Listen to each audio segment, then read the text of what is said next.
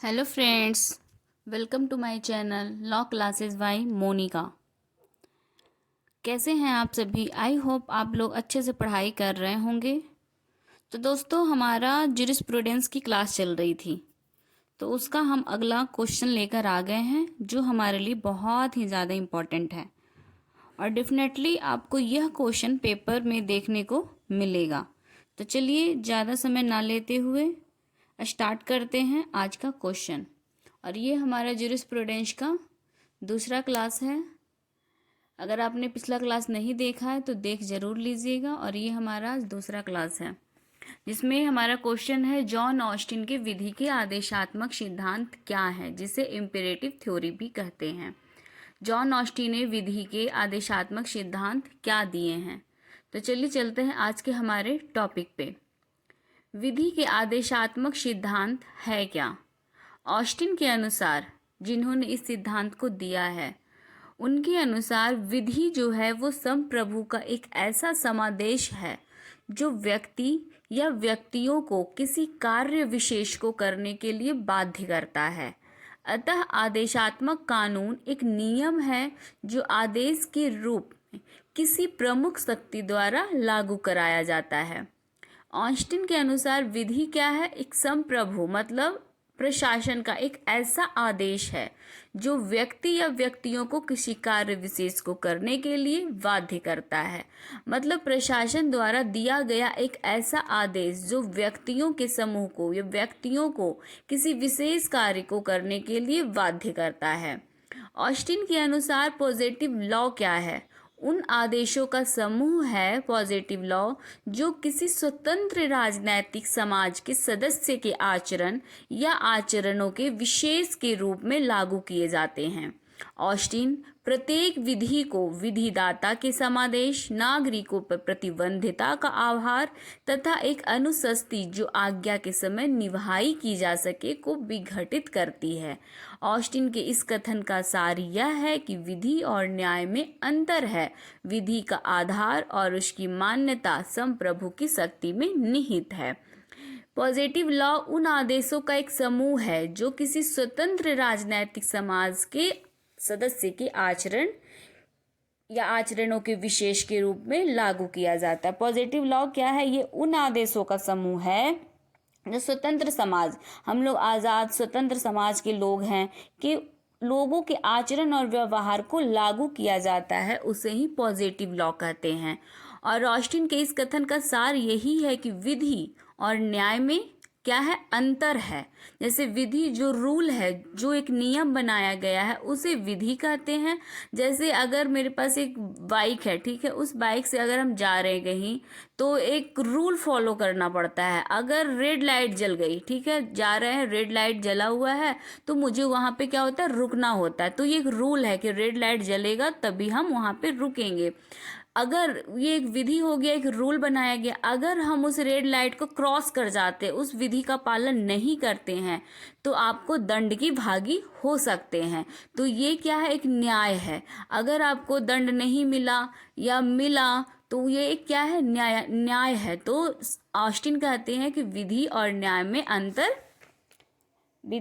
में क्या है? अंतर है। ठीक है।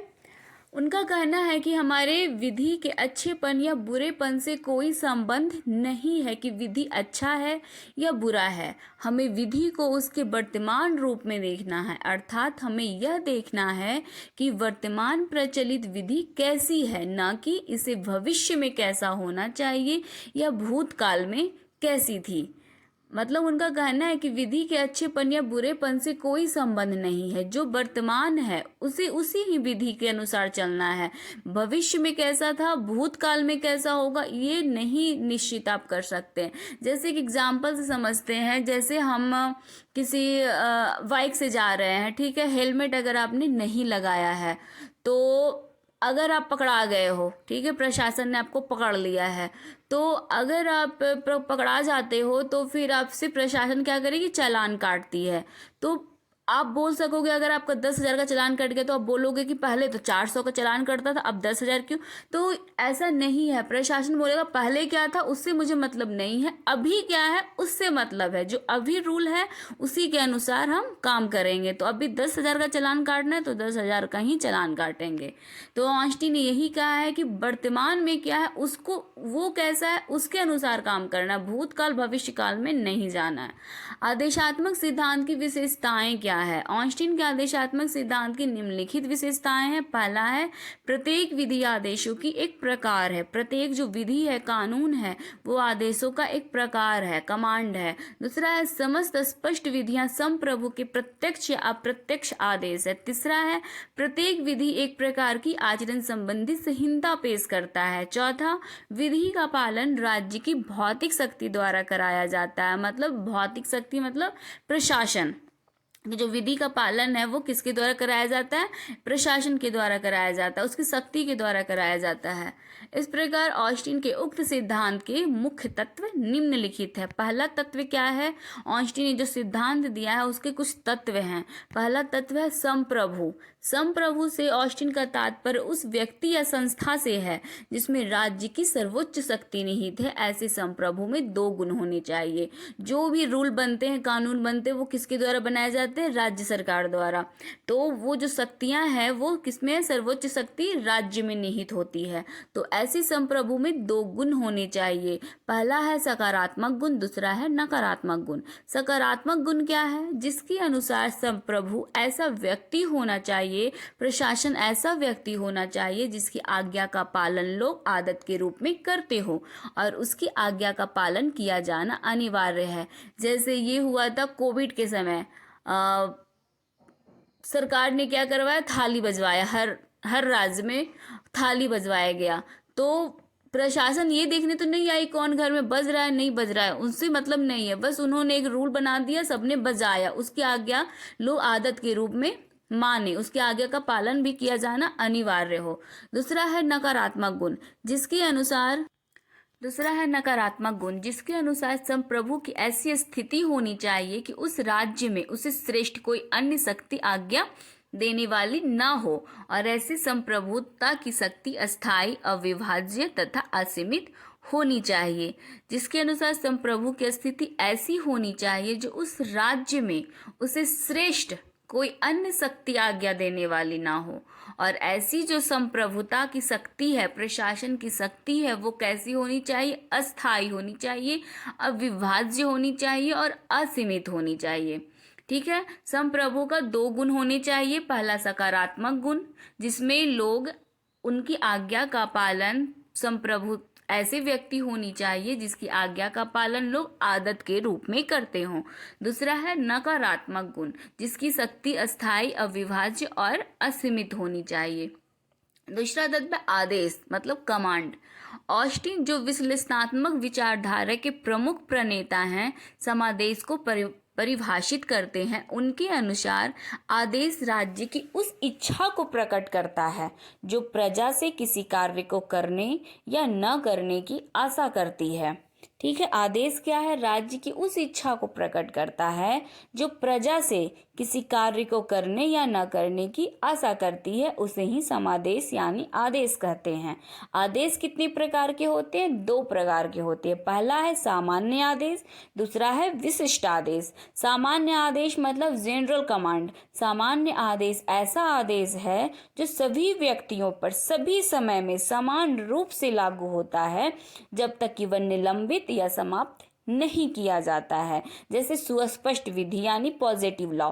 ठीक है। सामान्य आदेश एक ऐसा आदेश होता है जो सभी व्यक्तियों पर सभी समय में समान रूप से लागू होता है। जैसे कोविड के समय तक ही सभी व्यक्तियों पर लागू था, कोई कि घर से नहीं निकलना है तो नहीं निकलना है, तो ये सामान्य रूप से सभी व्यक्तियों पर लागू था जब तक कि वह निलंबित या समाप्त नहीं हो जाता है।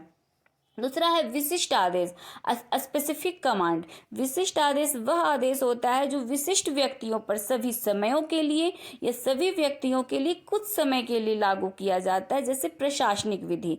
विशिष्ट आदेश क्या होता है? वह आदेश जो विशिष्ट व्यक्तियों पर सभी समयों के लिए या सभी व्यक्तियों के लिए कुछ समय के लिए लागू किया जाता है। जैसे कोविड के समय क्या था, सभी व्यक्तियों पर एक रूल था कि घर से क्या करना है, नहीं निकलना है। कुछ व्यक्तियों के लिए, जनरल जो आदमी थे उनके लिए रूल था, लेकिन कुछ विशिष्ट व्यक्ति भी इसमें आ जाते थे, जैसे प्रशासन हो गए, डॉक्टर हो गए, तो इन्हें उस समय क्या था, निकलना जरूरी था। तो उन व्यक्तियों पर कुछ अलग ही आदेश का उपयोग किया जाता, अलग ही विधि का उपयोग करना था। और सभी जो व्यक्ति थे कि नहीं निकलना है घर से तो नहीं निकलना है, लेकिन उसमें कुछ विशिष्ट व्यक्ति भी आते थे, तो ये होते हैं विशिष्ट आदेश। आदेश कितनी प्रकार के होते हैं? दो, सामान्य आदेश, दूसरा है विशिष्ट आदेश। सामान्य आदेश सभी व्यक्तियों पर सभी समय में समान रूप से लागू होता है जब तक कि वह आदेश निलंबित या समाप्त नहीं हो जाता है। और विशिष्ट आदेश क्या होता है? जो विशिष्ट व्यक्तियों पर, जैसे उसमें डॉक्टर हो गए, प्रशासन, पुलिस हो गए, तो उन व्यक्तियों पर सभी समयों के लिए या सभी व्यक्तियों के लिए कुछ समय के लिए लागू किया जाता है, जैसे प्रशासनिक विधि। तो ये थे आदेश। आई होप आपको ये टॉपिक समझ में आ रही होगी। अगर आपको ये टॉपिक समझ में आ रहा हो, प्लीज़ हमारे वीडियो को लाइक करिएगा, चैनल को सब्सक्राइब करिएगा और बेल आइकन ज़रूर प्रेस करिएगा, ताकि आगे आने वाला नोटिफिकेशन आपको आसानी से पहुंच सके। और हमारे वीडियो को ज़्यादा से ज़्यादा शेयर करिएगा। तीसरा हमारा तत्व है सस्ती, जिसे सैंक्शन कहते हैं। सस्ती के संबंध में ऑस्टिन दो बातों पर जोर देते हैं। पहला क्या है? विधि की सामान्यता। दूसरा है विधि को लागू करना। वास्तव में विधि संप्रभु द्वारा बिना किसी भेदभाव के सभी लोगों पर समान रूप से लागू की जाती है। विधि संप्रभु द्वारा, विधि जो है, जो कानून है, वो प्रशासन द्वारा बिना किसी भेदभाव के सभी लोगों पर समान रूप से लागू किया जाता है। संप्रभु में इतनी शक्ति होती है कि वह आवश्यक रूप से अपने आदेशों का पालन करा सकता है तथा उनका पालन न करने वालों को दंड दे सकता है। अतः जब किसी आदेश के साथ सस्ती अर्थात दंडादेश भी जुड़ जाता है तो उसे सुस्पष्ट विधि या निश्चयात्मक विधि यानी पॉजिटिव लॉ कहते हैं। विधि जो है, जो कानून है, वो प्रशासन द्वारा बिना किसी भेदभाव के सभी लोग पर लागू किया जाता है। अगर कोई व्यक्ति उस कानून का पालन नहीं करता है तो उसे दंडादेश यानी सस्ती भी किया जाता है, उसे दंड दिया जाता है। चौथा है आभार क्या है, यानी ड्यूटी, कर्तव्य। ऑस्टिन का मत था कि विधि का पालन लोगों के द्वारा आदत के रूप में किया जाता है। ठीक है, ऑस्टिन का क्या मत था? विधि का जो पालन है वो लोगों के द्वारा आदत के रूप में किया जाना चाहिए और सस्ती का प्रयोग बहुत ही सीमित होती है। ठीक है, पहला था क्या? विधि की सामान्यता। दूसरा है विधि को लागू करना सस्ती में, कि अगर कोई व्यक्ति को, अगर ये रूल है कि अगर कोई बाइक चलाएगा, दो पहिया गाड़ी चलाएगा, तो उसे क्या, हेलमेट पहनना है। ठीक है, अगर वो हेलमेट नहीं डालता है, या ये रूल है कि 3 सवारी नहीं होनी चाहिए, उसका वो विरोध, वो भी अगर वो रूल नहीं मानता है तो उसे क्या होगा? दंड दिया जाएगा, उसे क्या की शास्ति दी जाएगी। ठीक है, मामलों में अर्थात आज्ञा का उल्लंघन करने वालों के विरुद्ध किया जाता है। अतः विधि का पालन किया जाना कर्तव्य से जुड़ा होता है। हमारा क्या कर्तव्य है? कि विधि का हम पालन करें, एक आदत के रूप में करें।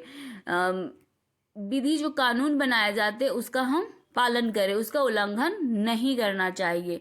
अतः ऑस्टिन का सुनिश्चित विधि से तात्पर्य प्रभु सत्ता संपन्न राजनैतिक प्रधान की उस आज्ञा से है जो लोगों पर सामान्य रूप से लागू होती है और जिसका पालन न करने वालों को दंड दिया जाता है। इस प्रकार विधि संप्रभु का आदेश है और यह नैतिक नियमों से भिन्न है जिनकी अवज्ञा पर दंड नहीं दिया जाता है।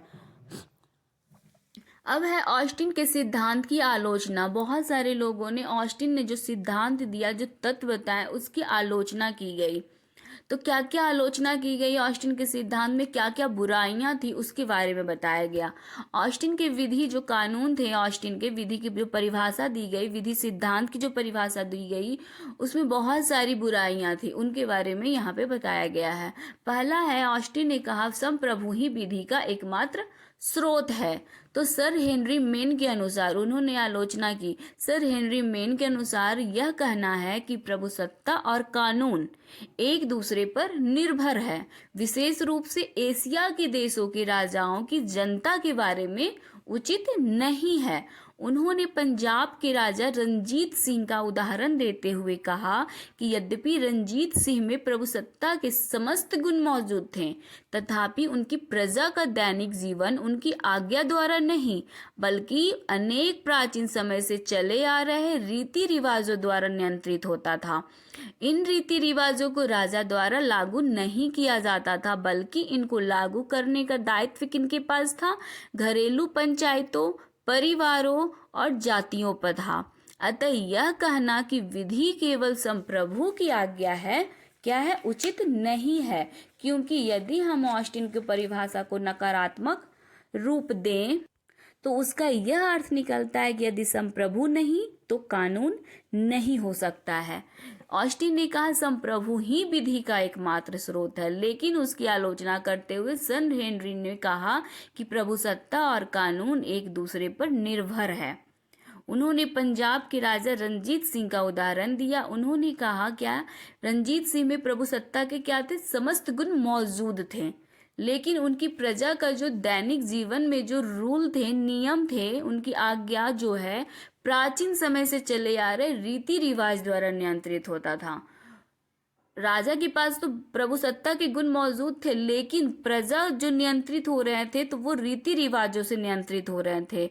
और वो रीति रिवाज कब से चले आ रहे थे? प्राचीन काल से चले आ रहे थे। और उनका दायित्व क्या था? उनके कौन करते थे? घरेलू पंचायतों, परिवारों, जातियों पर था इनको लागू करने का दायित्व। तो उसका यह अर्थ निकलता है कि यदि संप्रभु नहीं, प्रशासन नहीं, तो कानून नहीं हो सकता है। दूसरा है सस्ती पर अधिक बल दिया जाना। ऑस्टिन ने कहा कि सस्ती मतलब दंड, जिसने रूल को विरोध किया है, रूल को पालन नहीं किया है, तो उसे दंड दिया जाना चाहिए। आज कितने ही ऐसे कानून हैं जो हमारे अधिकारों में वृद्धि करते हैं, उनके भंग करने पर भी हमें कोई दंड नहीं दिया जाता है, फिर भी वे कानून है। आज बहुत सारे ऐसे कानून सच में हैं जो हमारे अधिकारों को वृद्धि करते, बढ़ा रहे हमारे अधिकारों को, लेकिन उनके भंग करने पर भी हमें दंड नहीं दिया जाता। जैसे वसीयत लिखने का अधिकार, वोट डालने का अधिकार। वोट डालने का अधिकार बहुत ही इंपॉर्टेंट अधिकार है, हमें बहुत सारे अधिकार मिलते हैं इससे, लेकिन कितने लोग नहीं डालते हैं वोट, फिर भी उन्हें दंड नहीं दिया जाता है। अतः सस्ती ही एकमात्र ऐसी शक्ति नहीं है जिसके कारण किसी कानून का पालन किया जाता है। यदि किसी कानून के खिलाफ सारा समाज बगावत कर देता है, जो उस कानून को लागू करने में सस्ती सहायक नहीं होती है, फिर भी उसका पालन निरंतर किया जाता है। वास्तव में कानून का जो पालन है वो लोगों की एक मनोवैज्ञानिक भावना होती है। सस्ती पर अधिक बल दिया जाना, बहुत सारे ऐसे रूल हैं जिसके लोग पालन नहीं करते हैं, फिर भी उन्हें क्या होता है? दंड नहीं दिया जाता है। और कानून का पालन लोग आदत के रूप में भी करते हैं और मनोवैज्ञानिक भावना के कारण भी किया जाता है। कभी कभी पारितोषिक की आशा, जनता की अपनी भावना के कारण भी कानून का पालन किया जाता है। कानून का पालन इस कारण भी बहुत सारे लोग करते हैं कि उनकी मनोवैज्ञानिक भावना है। अगर आपको बोला जा रहा है आप 2 पहिया गाड़ी चला रहे हो तो हेलमेट लगा लो, तो वो क्या करेंगे कि अगर कोई बोल दे कि अरे हेलमेट लगा लो, आगे क्या है? पुलिस है, तो आपके दिमाग में क्या चलेगा? अरे अभी हेलमेट लगा लेते हैं, पुलिस जब आगे हम बढ़ जाएंगे तो बहुत सारे क्या करते हैं? खोल देते हैं हेलमेट को। तो बस मनोवैज्ञानिक भावना के कारण भी लोग कानून का पालन करते हैं। अगर आप बोल दोगे कि अरे हेलमेट लगा कर चलना चाहिए, वो आपकी सुरक्षा करता है, आपके हित के लिए है वो। तो हो सकता है उसकी साइकोलॉजी जो माइंड है वो बोलेगा नहीं, ये हमारे हित के लिए कह रहा है। तो हो सकता है आप जब भी चलोगे, बाइक चलाओगे, तो आप हेलमेट लगा कर ही रहोगे। ठीक है। कभी कभी पारितोषिक की आशा में, मतलब कुछ इनाम मिलने की आशा से भी लोग कानून का पालन करते हैं। तीसरा है नैतिक मूल्यों की अवहेलना करना। ऑस्टिन का यह कहना कि हमारा संबंध विधि के अच्छेपन या बुरेपन से नहीं है, बल्कि हमें विधि को उसके यथावत रूप में अध्ययन करना है, ये क्या है, गलत है। वास्तव में कानून का मुख्य उद्देश्य क्या होता है? न्याय की रक्षा करना, और यह कार्य न्यायालय द्वारा किया जाता है। अतः परिभाषा की दोषपूर्ण बताते हुए शामंड कहते हैं कि कानून न तो केवल अधिकार है और न केवल सस्ती, बल्कि इन दोनों का पूर्ण सामंजस्य है, और वह राज्य की आवाज में मनुष्य द्वारा की गई न्याय की पुकार है। अब हम जानेंगे ऑस्टिन के सिद्धांत का महत्व क्या था। Importance of Austinian theory. यद्यपि सामंड ने ऑस्टिन की विधि की परिभाषा को एक पक्षीय, अपर्याप्त तथा न्यायिक धारणाओं का अधूरा विश्लेषण बताया है। ऑस्टिन ने जो विधि की परिभाषा दिया, उसको सामंड ने क्या कहा कि उनकी जो परिभाषा दी गई है वो एक पक्षीय है, अपर्याप्त है और न्यायिक धारणाओं का अधूरा विश्लेषण बताया है। तथापि उनके द्वारा कानून और न्याय के बीच में जो अंतर किया गया है वो बहुत ही महत्वपूर्ण है। यह अंतर प्राकृतिक विधि के विरोध एक बहुत बड़ी चुनौती थी। आगे चलकर लगभग सभी सिद्धांतों ने कानून और न्याय के मौलिक अंतर और मूलभूत एकता को स्वीकार किया है। ऑस्टिन ने ही हमें सर्वप्रथम यह बताया है कि कानून की उत्पत्ति कहाँ होती है? राज्य में होती है। प्रोफेसर ग्रे के अनुसार ऑस्टिन इस योगदान के लिए बधाई के पात्र हैं। उनका आदेशात्मक सिद्धांत भावी विधिवेत्ताओं के विचार के लिए एक स्रोत बन गया। सामंड के अनुसार ऑस्टिन की परिभाषा में एक महत्वपूर्ण तथ्य यह है कि कानून का जो निर्माण है वो संप्रभु द्वारा किया जाता है और वह अपने अस्तित्व के लिए राज्य की सार्वभौमिक शक्ति पर निर्भर करता है और उसे न्यायालयों द्वारा लागू कराया जाता है। कानून का जो निर्माण है किसके द्वारा किया जाता है? संप्रभु द्वारा। ऑस्टिन की परिभाषा में एक महत्वपूर्ण तथ्य यही है कि कानून का निर्माण संप्रभु द्वारा होता है और वह अपने अस्तित्व के लिए राज्य की सार्वभौमिक शक्ति पर निर्भर करता है और वह लागू किसके द्वारा कराया जाता है? न्यायालय द्वारा। तो आज का हमारा यही टॉपिक था, जो ऑस्टिन की परिभाषा, जिसमें आपको ऑस्टिन की परिभाषा के बारे में बताया गया, उसके आदेशात्मक सिद्धांत क्या थे, पॉजिटिव लॉ क्या था, उसकी विशेषताएं क्या थी, फिर उसके तत्व कौन कौन से थे और ऑस्टिन के सिद्धांत की आलोचना क्या थी और ऑस्टिन के सिद्धांत का महत्व क्या था। आई होप आपको ये टॉपिक समझ में आ गया होगा। Thanks for watching my video. अगर आपको हमारा वीडियो पसंद आता है तो प्लीज़ एक लाइक करिएगा और हमारे चैनल को सब्सक्राइब करिएगा और बेल